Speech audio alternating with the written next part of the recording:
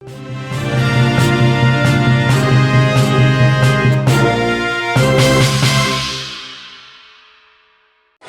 karena itu kita berharap ini lebih cepat. Bahkan tadi kita sepakat untuk memperluasnya sampai 10.000 hektar untuk menanam jagung dan kedelai. Karena itu pasti dibutuhkan oleh kita semua dan dibutuhkan untuk kita ekspor keluar kalau memang kebutuhan dalam negeri kita sudah cukup. Saya kira itu yang kita capai di Goa ini. Pak, untuk di Sulsel hanya untuk Goa saja atau ada daerah lain Semua juga? daerah di Indonesia, siapapun yang mau, siapapun bupati yang responsif, lahannya siap, komitmen dan tekad dengan petaninya siap, kita maksimalkan. Ini saatnya di saat turbulensi dengan climate change, cuaca yang ekstrim di seluruh dunia yang terjadi. Di saat itu menurut saya, menurut harapan juga para presiden, kita bisa jumping yang mempersiapkan kesiapan yang luar biasa di pertanian kita. Kita memiliki alam yang cukup. Kalau kemarin kedelai kita impor karena harga kedelai di luar negeri jauh lebih murah. Harganya 5.000-an.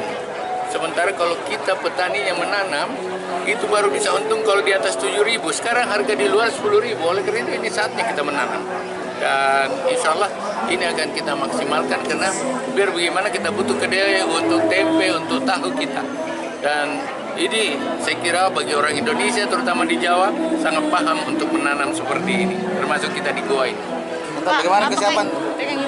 Apakah ini bisa mendukung food estate yang direncanakan pemerintah, Pak? Food estate.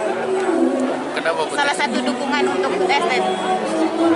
Beda lagi kalau kita bicara food estate, ada lahan-lahan khusus dan punya areal tertentu yang untuk kita sediakan. Ini integrated farm, lebih kecil dari food estate. Ya, food estate itu harus di atas 1.000 sampai 10.000.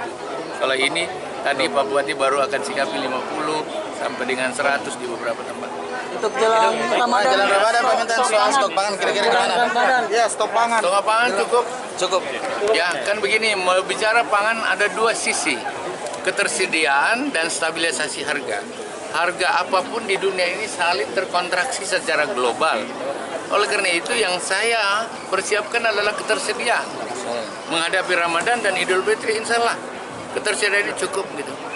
Bahwa ya tentu saja kita berharap ya semua tidak mengambil momentum. Biasa setiap Ramadan dan Idul Fitri memang antara supply demand selalu bermain tentu.